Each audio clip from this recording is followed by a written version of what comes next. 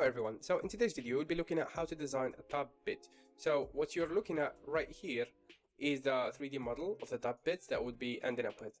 Without further ado, let's jump into the design. So to start, go to new and click on part and then click OK.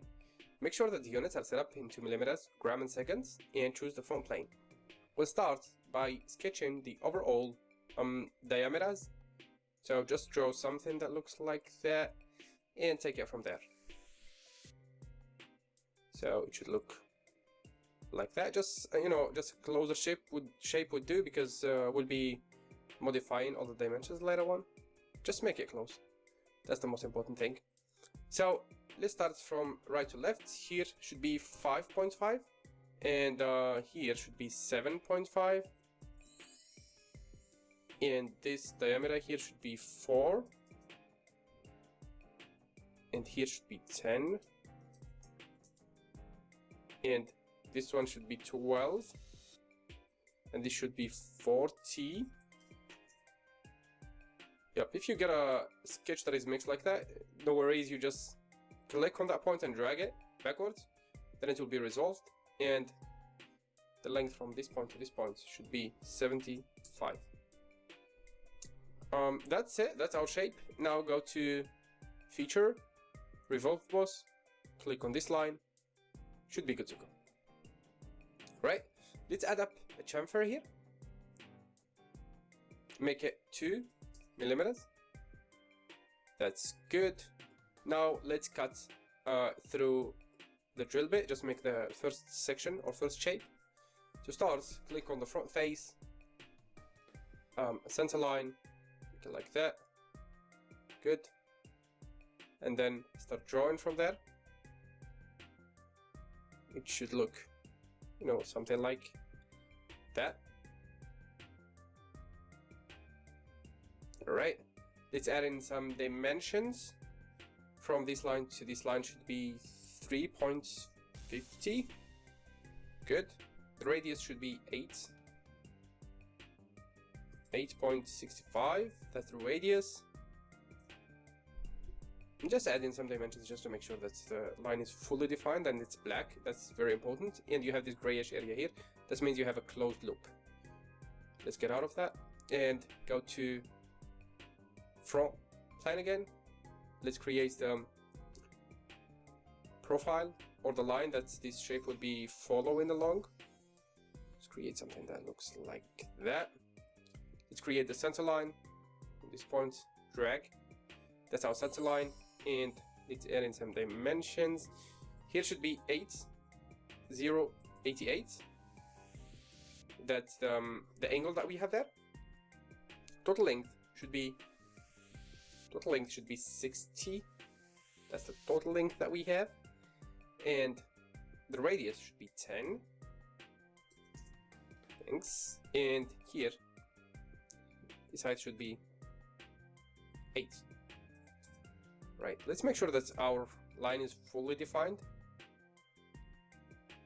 Yep, great. I mean, we could have done both. You can just merge these points with the existing line or just add a dimension. Both of them would be good. Let's escape, exit the sketch and go to sweep cut. Click on the profile and then click on this line. Good to go. Right, you should get something like that. Now let's go to patterns, circular patterns. Select the sweep cut and then select a cylinder. Let's make it 3, right? That's good. That's good. Now, normally you should get something that looks like that. Now let's add in a twist. So our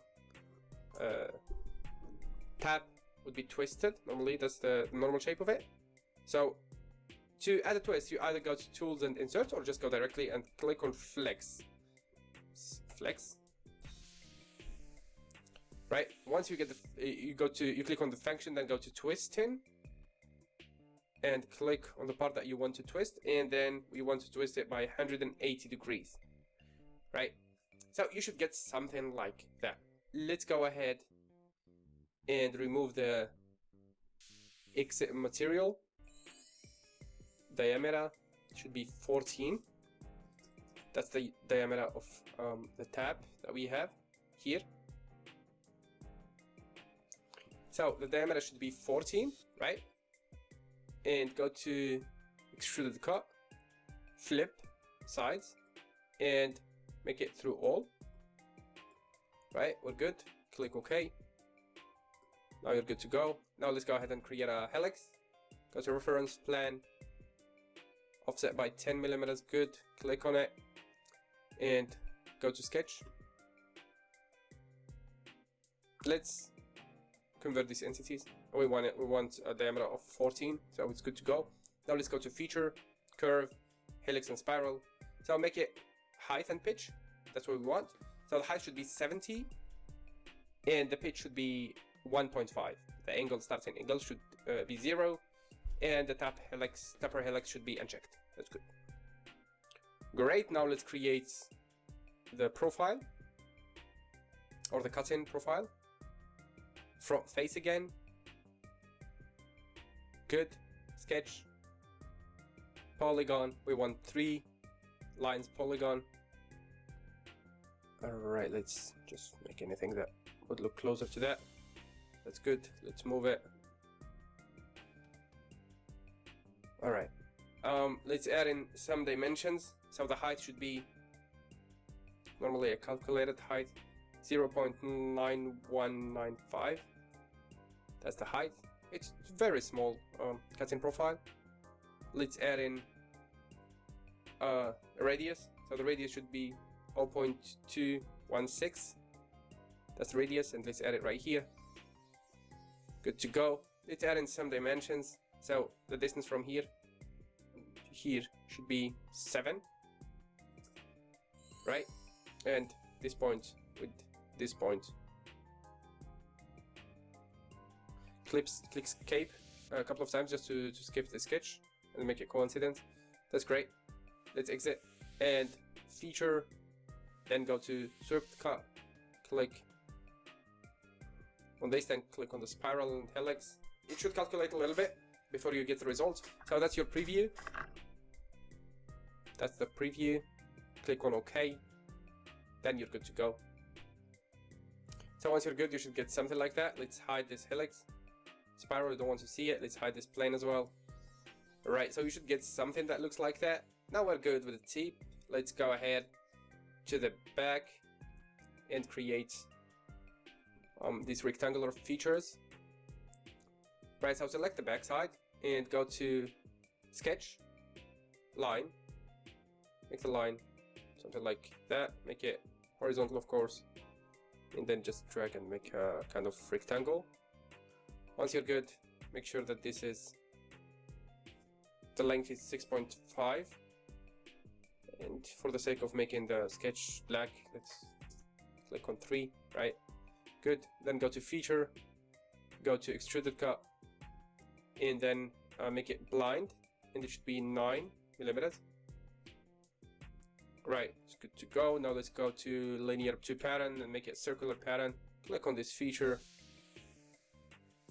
What I want here is this circle, right? So let's make it 4. All right, voila, that's our tab. Let's make the background white. Let's apply material, carbon steel on all the parts would be good. So that's the final results. Hope you like it, and see you in the next one.